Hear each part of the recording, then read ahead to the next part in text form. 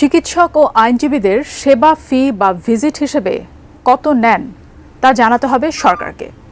সোমবার অন্তর্বর্তী সরকারের অর্থ ও বাণিজ্য উপদেষ্টা মোহাম্মদ সালেউদ্দিন আহমেদ এমন সিদ্ধান্তের কথা জানান। কিন্তু কেন সরকার এমন সিদ্ধান্ত নিতে যাচ্ছে তা নিয়ে বিস্তারিত শাহরিয়ার হোসেনের রিপোর্টে। রাজধানী ঢাকার ওসমানী স্মৃতি মিলনায়তনে চলছে ৩ দিনের ডিসি সম্মেলন। সেখানে দ্বিতীয় দিনের দ্বিতীয় অধিবেশন শেষে অর্থ উপদেষ্টা ডক্টর সালেউদ্দিন আহমেদ সাংবাদিকদের ইঙ্গিত দেন এইসব পরিবর্তনের। তার মতে প্রত্যন্ত অঞ্চলের ব্যবসায়ীরা পর্যাপ্ত আয় করেও কর দেন না, আর চিকিৎসকরা রোগীদের কাছ থেকে যে অর্থ গ্রহণ করেন তা থেকে কর আদায় করাটা একটা বিশাল চ্যালেঞ্জ। তাছাড়া আইনজীবীরা মক্কেলদের কাছ থেকে যে অর্থ নেন তার প্রমাণপত্র জটিলতার জন্য বেগ পেতে হচ্ছে কর আদায়ে। কোয়ালিটি সম্পন্ন আন্তর্জাতিক মানের still bar CSRM, committed for better still. Salehuddin Ahmed জানান, চিকিৎসক ও আইনজীবীদের সেবা ফির অর্থের হিসাব সংগ্রহ ও সংরক্ষণের সঠিক পদ্ধতি নিয়ে জেলা প্রশাসক সম্মেলনে বিস্তর আলোচনা হয়। বিশেষত চিকিৎসকদের সেবা প্রদান ও অর্থ আদায়ের প্রক্রিয়াকে ডিজিটাল করা সম্ভব কিনা তা নিয়েও হয় আলোচনা।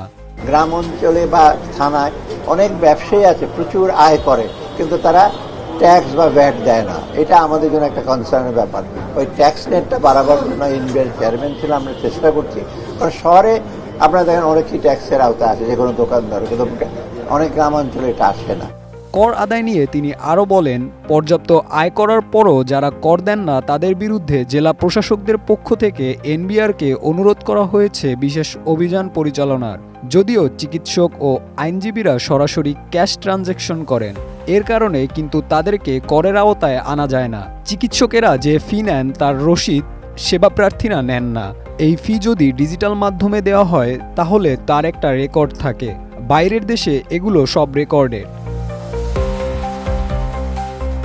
উপদেষ্টা আরও বলেন, ভ্যাট ট্যাক্স সহনীয় পর্যায়ে রেখে কর গ্রহণের পরিধি বাড়ানোর বিষয়ে দেওয়া হয়েছে নির্দেশ। জোর করে কর আদায় না করে পরিধি বা আওতা বাড়ানোর সিদ্ধান্ত নিতে বলা হয়েছে। যেখানে শিল্প প্রতিষ্ঠান আছে ৫০ থেকে ৬০ লাখ, কিন্তু কর দেয় মাত্র ৫ লাখ।